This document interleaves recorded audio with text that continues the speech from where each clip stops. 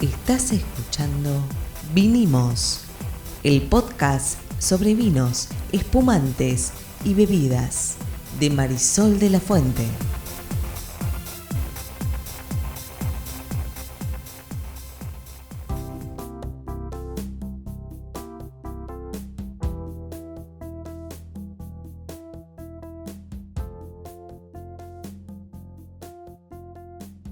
Buenas, mi nombre es Marisol de la Fuente y soy Sol Sommelier. Yo soy Ariel Torres, soy el que hace las preguntas del que no sabe en este podcast, que hoy viene con premio. Ay, sí, viene con premio y también con contenido, como siempre, porque vamos a estar hablando de esto que se menciona mucho por todas partes, que es la idea de que la gente cada vez consume menos vino. ¿Es una idea o es un número? Es un número. Es un número, ahora vamos a hablar un poquito sobre Muy eso. bien. Pero primero quiero hablar del premio impresionante que te ganaste, notable. Adelante, quiero irte. Quiero saber de qué se trata el premio ese. Bueno, estuve hablando mucho en algunos medios y demás sobre este premio que es el de Wine Communicator of the Year 2026, en realidad en todos lados salió como 2025, pero en realidad es como las princesas. Arrancó mi reinado hasta el año que viene, porque voy a estar haciendo actividades con la gente del International Wine and Spirit Competition, que es esta organización que nació en Londres en 1969. Voy a estar viajando a Vinitaly el año que viene a dar una charla, pero básicamente es un premio que lo que hace es reconocer el trabajo de comunicadores de todo el mundo sobre, en este caso, puntualmente la cultura del vino. Para que se den una idea, siempre han ganado personas de Reino Unido, de Europa, nunca había ganado nadie de Argentina, ni tampoco ninguna persona hispanohablante, por lo cual para todos los que hablamos español es realmente la primera vez que se reconoce el trabajo que se hace sobre la industria del vino, también en español. Sabemos lo que les cuesta ponernos en el mapa. Bueno, vos nos pusiste en el mapa. Lo llaman el Oscar de la comunicación del vino. Sí, yo diría que como analogía podríamos decir que es el Oscar de los vinos. Y además quiero sumar un premio que no quiero dejar de lado. Este año yo también me gané el de mejor influencer del International Wine Competition, que es otra organización también de origen inglés, que se hizo por primera vez, el premio se hizo por primera vez para la industria en la Argentina, y también me gané ese premio en la categoría asociada para mí a la comunicación. Ustedes ya saben que yo no me considero influencer, sino comunicadora o creadora de contenido, o sobre todo periodista, pero bueno, también es otro de los premios que gané este año. Sí, es una larga discusión. Antes le decíamos periodista de todo y ahora inventaron un montón de palabras. Pero bueno, suficiente autobombo, felicitaciones. Ahora sí vamos al tema de hoy. Estamos listos para arrancar con lo de hoy, que tiene que ver con una suerte de crisis, podríamos decir, pero hay muchas otras palabras de la industria debido a la baja del consumo específicamente de vinos. Sí, estamos hablando específicamente de vinos, de todas maneras también está afectando a otras industrias, pero me voy a enfocar en la industria del vino. Esto es algo que se viene viendo sobre todo después de la pandemia. En todos estos últimos años ha habido varios estudios de varias instituciones como el IWSR, que se dedica a la investigación, al research en el mundo del vino, y muchos otros que se dedican a hacer estudios de mercado, y no es algo que solo esté pasando en la Argentina, es algo que está pasando en el mundo. Pero voy a dar un poquito de contexto, primero arrancando por la Argentina. Una cosa antes, pasamos muchos nervios con el tema del premio. ¡Ay, sí! Pasamos muchos nervios. Sí, pasamos. Sépanlo, que estamos tratando de mantenernos neutrales y como superados. Bueno, es un premio más, es importante, pero pasamos muchos nervios. Sí. Ahora, a distancia. Adelante. Bueno, contexto. ¿Cuánto cree que fue lo que más se consumía per cápita en la Argentina en términos de vino en las últimas décadas? En la década del 70 o por ahí eran como 90 litros per cápita y ahora son tipo 20 y algo, 30 y algo. Bueno, pero no importa, porque les di el espacio a los que nos están oyendo de que ellos piensen cuál puede haber sido ese número. Y estás en lo cierto. En los 80 fue el tope, fueron 90 litros per cápita, que luego empezaron a bajar, volvieron a subir en la pandemia, donde llegamos a los 22 litros per cápita. Y en la actualidad, en la Argentina, este año estamos hablando de 16 litros per cápita, el último número, y se cree que 2025 va a terminar en 15 litros per cápita. Ahora, lo que me parece interesante y de lo que todos los analistas están hablando, es entender el porqué. Y vamos a hablar del porqué argentino en principio. Si pensamos en los 80, lo único que vos encontrabas cuando ibas a hacer las compras al supermercado era vino tinto de mesa, vino blanco de mesa, alguna soda y no mucho más. ¿Sí? Las gaseosas. Las gaseosas llegaron a Argentina en los 90. No, cuando yo era chico ya había gaseosas. Algunas nacionales, No, las importadas también estaban cuando yo era chiquito. pero eran muy costosas. No sé si eran muy costosas, pero en casa mi madre nos ofreció o tomar gaseosas o llevarnos la plata que le habría costado a ella comprar las gaseosas. Bueno. Una inteligente medida por parte de mi madre. Claro. Y con eso era una platita que usábamos para comprar caramelos. A la larga seguíamos metiendo Azúcar. glucosa en el cuerpo, sí. Pero no, las gaseosas, no la variedad que hay ahora. Exactamente. En los 90 es donde se abren las importaciones, donde se abre la variedad de productos. Está bien, pero Coca-Cola, Cunnington, había algo llamado Ginger Ale, me acuerdo, pero no me acuerdo exactamente qué era. Fanta, Mirinda. Tenías góndolas y góndolas No, como hay hoy. pero eso no existían los supermercados cuando yo era chico. Bueno, claro. Existían el equivalente a un supermercado, pero una cosa mucho más chiquita, mucho más parecida a un chino de hoy. Pero los supermercados arrancan en la década del 70 por ahí, con uno o dos, que eran gigantescos. Hoy son mucho más grandes que eso, que para nos parecía gigantesco, pero no había tanta variedad de nada. Exactamente. Vos tenías 8 distintas gaseosas. Una era Paso de los Toros, otra era 7-Up, otra era Coca-Cola, otra era Cunnington, otra era... Bueno, y si alguno se acuerda Mirinda, alguna más, Fanta, no pero fíjate, le conté 6. nos la deja en los comentarios. Por eso. Lo que quiero decir es que en los 90 es donde surge el auge de la gran variedad de productos y ahí el vino, estoy simplificando un montón, el vino, además, por el asesoramiento de profesionales de otros países que estaban sobre todo europeos, el vino deja de ser vino tinto de mesa y blanco de mesa y ahí empiezan a aparecer las variedades, los varietales, los estilos, empieza a haber categorías de vinos de distintos precios. Correcto, y eso se pasó empieza a en los diversificar. Exacto. ¿Qué sucede en cualquier industria cuando vos tenés muchas opciones? Bueno,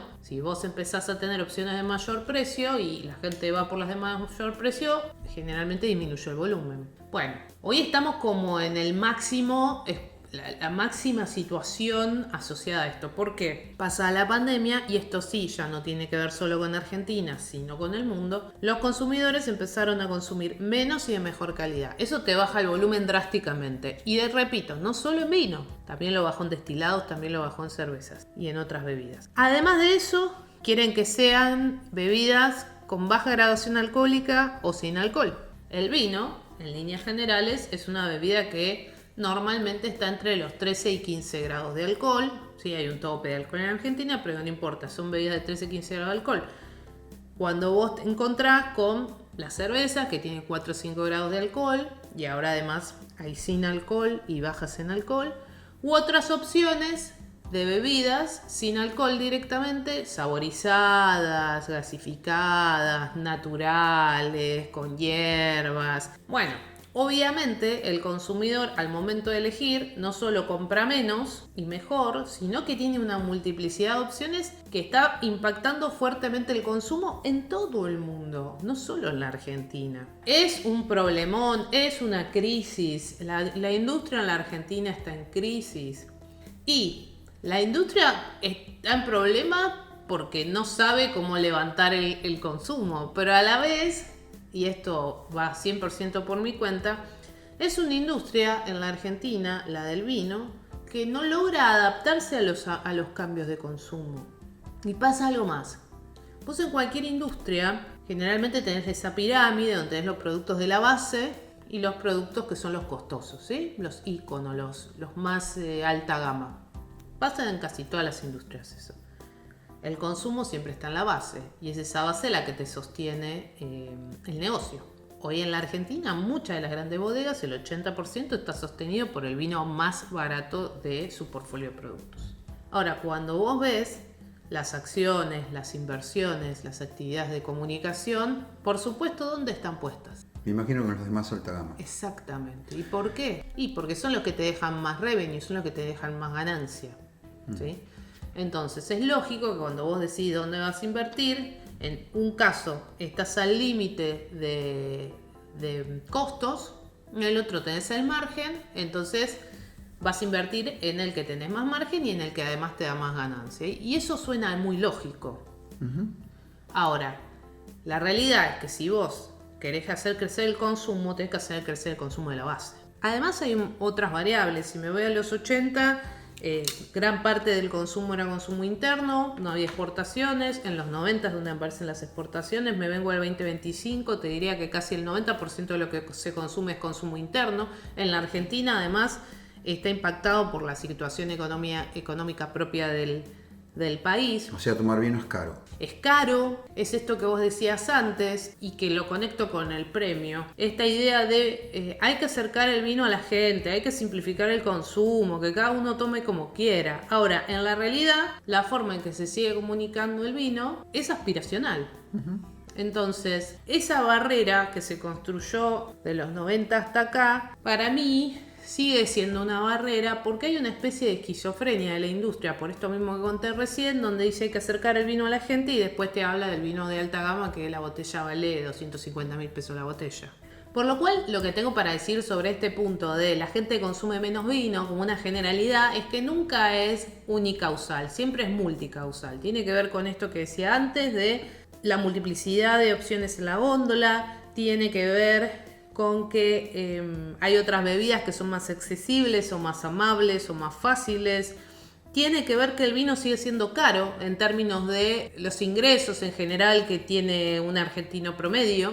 Y entonces comprar un vino se parece más a una inversión que a un producto de consumo que comprarías para tu consumo diario. Más allá de que yo siempre digo que hay vinos muy accesibles que tienen una buena calidad. Por lo cual, digo, me parece que ahí se abre un gran interrogante de cómo y los hábitos de consumo que hablaba, ¿no? Antes, hace unos minutos, de menos alcohol, más facilidad, bebidas más fáciles de tomar, más ligeras, más suaves. Me parece que en vez de mirar el descenso de consumo, que obviamente está generado por todas estas variables, estaría bueno ponerse a pensar, de qué manera se puede hablar del vino para llegar a los consumidores que hoy no está llegando, que son los más jóvenes. De hecho, hay algunas otras teorías e investigaciones que hablan también de algo que tiene que ver más con lo social. Si vos te pones a pensar, las etapas de la vida que estaban asociadas al consumo de distintos productos han cambiado. Vos veías, volvemos por ahí a los 70, a los 80, y vos egresabas, estudiabas, conseguías una pareja, te casabas y a los 25 años, entre los 25 y 30 ya te habías asentado, tenías hijos, un trabajo, etcétera, y era cuando el vino entraba en el hogar. Todo eso hoy se corrió. Entonces también los estudios lo que muestran es, eso hoy empieza a pasar a los 35, 40. Eso hace que el vino también entre más tarde en la vida de las personas. Entonces, además, se suma esa situación que tiene que ver con lo sociológico. El vino hoy no es parte de la vida de muchas personas hasta una edad, yo me atrevo a decir, ya de adulto avanzada. Entonces todo ese mercado está hoy consumiendo otras bebidas. Y además la vida, como el mapa de la vida cambió. Antes la gente almorzaba. Claro. Ahora no almorzas más, ahora es un trámite. Por ahí es en un restaurante de la empresa, es un restaurante cerca de la empresa. Obviamente no vas a tomar. Antes la gente manejaba después de beber, a cualquier hora del día. Claro. Ahora te pueden parar por una alcoholemia. Es verdad eso. Entonces, me parece que lo que por ahí uno dice, no, es 6 veces menos, 90 contra 15. Se toma 6 veces menos vino. Sí, claro, pero por ahí esos 90 litros per cápita de la década del 80, era un mundo que ya no existe. Era un número inflado por ese mundo que ya no existe, o si querés, inflado respecto al mundo que tenemos hoy. Claro. No solamente tenemos un mundo donde los jóvenes quieren tomar menos alcohol, no lo sé, puede ser, puede que sí, depende del lugar, depende del país, del continente, etcétera, sino además tenés un estilo de vida mucho más rápido, mucho más enfocado en la eficiencia, con muchos más controles. Sí. Está mal tomar alcohol y salir a manejar. Pero yo estoy diciendo que pasaba. Lo que pasaba claro. era que cuando yo era chico se almorzaba con vino en la mesa. Sí. Mi abuelo a mí me dio vino de tomar, con soda y todo lo que sea, a los 7 años. Sí, claro. Hoy hace eso y va en cana, va preso. Sí. Entonces, yo tomaría con pinzas que hubo un descenso brutal de la cantidad de vino que se toma y me pondría a pensar cuál es el lugar del vino en el mundo de hoy. Uh-huh. Una de las partes fundamentales de lo que vos decís, de la economía del vino. El vino no solamente es más caro que que otras bebidas, ponele, que la cerveza, si querés, es más caro que el agua de la canilla. En muchos casos la gente no está tomando nada, está Exacto. tomando agua de la canilla. Exacto. Entonces, hay además un mundo mucho menos equitativo, hay un mundo con más desempleo, hay un mundo con en general, pero en la Argentina en particular, con una crisis arriba de otra crisis.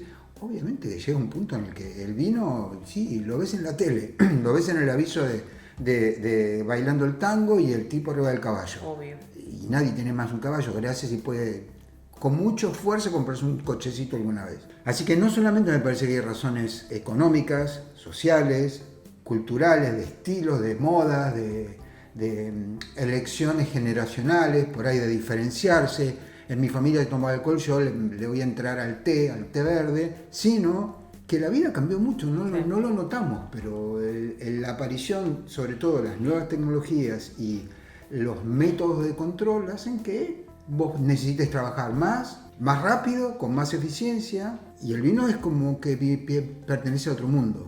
Y además a todo eso, mientras te escuchaba pensaba, hay que sumarle que el vino, como ventaja o como desventaja, depende de cómo lo veamos, a diferencia de otras bebidas, tiene un ciclo. Vos en la Argentina tenés una cosecha al año.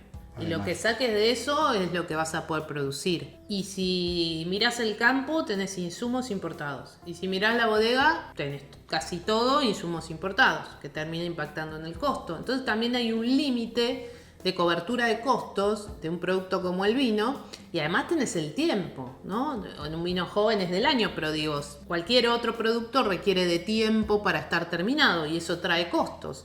Entonces hace que el vino tenga una estructura por sí misma, por su naturaleza, que tiene ciertos costos de base que son altos. Alguien que está escuchando me podría decir, bueno, Sol, pero los whiskies escoceses tienen 50 años el whisky guardado. Sí, pero estamos hablando de otra cosa. Acá estamos hablando de producción masiva. Si alguien te dijera eso, es exactamente lo mismo que estaba pensando yo. Hay un punto en el que el vino podría estar acercándose cada vez más al estatus de una bebida que vos vas a tomar una copa en una ocasión especial. Yo no sé si hace tan mal la industria en promover más sus vinos más caros en lugar de sus vinos más accesibles. Porque si el margen es más chico y además desde abajo lo está erosionando la marea esta de que estamos trabajando todo el tiempo, cuando llegamos a la noche ni siquiera tenemos plata para pagarnos un buen vino, salvo 2 días a la semana, y bueno, yo le apuesto, si fuera industria, le apuesto al vino más caro, que por ahí el tipo que puede se compra solo para el fin de semana, claro, porque el resto de la semana no se toma. Bueno, que además cuando vos ves los estudios es lo que está pasando, la gente no consume, a diferencia de esto que vos decías, de antes tomaba al mediodía y a la noche. La gente no consume en la semana, consume vino o bebidas los fines de semana y elige qué bebida consumir. El vino estaba en la Grecia antigua, presente en todos lados todo el tiempo. Me acuerdo cuando fuimos a Grecia, lo primero que hacen es servirte vinos. Eso es porque en ese momento tomar agua era un riesgo. Ahora tomar agua es normal. En general, sí. En general, veremos lo que nos espera con el cambio climático, pero bueno, el agua va a ser un tema. Pero ahora estamos hablando del vino. Yo no sé hasta qué punto el vino no va de a poco, porque estos procesos son lentísimos, convirtiéndose en algo más parecido al modelo de consumo de un whisky, que vos lo tomás, te tomás un whiskycito a la noche, Claro. por ahí no todos los días, y toda la botella dura 2 meses, 3. Sí, ahí el tema es que el vino no va a durar no, eso, por supuesto que no. Y tampoco creo que llegue a igualarse a eso, pero está muy lejos del vino en el cartón que se tomaba en los 80, y mucho más del vino que yo recuerdo cuando era chico, o sea, en los 60, que era una botella que vos decís... Es una damajuana que o damajuana, recargada. Bueno, de hecho que vos decís no lo tomo. Vos decías no lo tomo. que tu abuelo te daba. En esos 90 litros, que además mayormente eran blancos, estaba lo que tomaban al mediodía, lo que tomaban a la noche, lo que le van a los pibes con un montón de soda y hielo, la bebida que tomabas a la tarde como a un aperitivo, como algo refrescante. Sí. Está bien, sí, total. Estaba por todos lados. Claro. Aún cuando el agua ya era potable. Sí, pero era para consumir algo que no fuera agua. Para consumir algo que no fuera agua de la canilla. Claro. Porque había plata además. Exacto. Mi abuelo tenía un bazar Y a él le alcanzaba para tener su pila de botellas de ginebra, para tomarse la ginebra, que como decía el aviso, una al día reconforta y hace bien.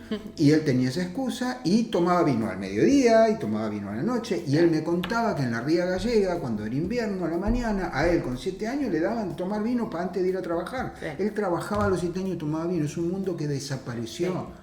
Totalmente. Por completo. Yo me quedo con algo que vos decís que me parece muy interesante, que es esta idea de la industria tiene que seguir peleando para aumentar el consumo y lograrlo en esa base de vinos económicos o impactando a esos consumidores más jóvenes que toman otra cosa, o tiene que enfocarse en convertirse realmente en una elección donde consumo poco pero bueno. Para mí es una incógnita. Para mí también, pero hay algo de lo que estoy seguro y es, el vino tiene una personalidad que es única. Sin duda. La cerveza tiene una personalidad que es única. Uh-huh. El whisky tiene una personalidad que es única. Las gaseosas no, el agua no. Entonces, por ahí la industria sí debería empezar a pagarle a gente que sepa mucho acerca de cómo funcionan los procesos históricos de largo plazo para ver hacia dónde está apuntando este proceso en particular. Pero es muy poco probable que el vino desaparezca. Lo que yo pensaba mientras hablábamos es, ok, está descendiendo. Por ahí está buscando su piso finalmente. Su piso en este momento de la historia. La historia, claro. ¿Okay? Pero es muy poco probable que el vino como tal, que es lo que uno tendería a pensar, bueno, te decís, bajé de 90 a 15, bueno, ya está, fue. No, Está bien, pero por ahí es una, como es una función matemática de long tail, por ahí es como una asíntota, tiende a ser menos, pero va a llegar un momento en el que se va a quedar en algún lugar. Eso hay que verlo, tampoco no lo sabemos. No lo podemos saber. Bueno, pero los que escuchan este podcast se quedaron ahí con varias puntas para pensar también ellos y analizar. Espero sus comentarios en las redes sociales, en mi cuenta de Instagram Sol Sommelier, o donde tenemos este podcast, en Spotify, en Apple Podcast, en Google Podcast. Y con todo esto dicho, siendo el último podcast de 2025, por favor, compre para las fiestas un blanquito, un rosadito, un tintito, un espumante. Y beban con moderación Beban y con mándenle moderación. felicitaciones a Marisol por el premio, que lo sufrimos mucho. Tuvimos ahí, fue como una final. Pasamos muchos nervios. Subamos el promedio de consumo, tratemos de ayudar un poquito. Sí, es más complicado. Bueno, esto se llama Vinimos podcast. Nos vemos el año año que que viene. viene. Chau.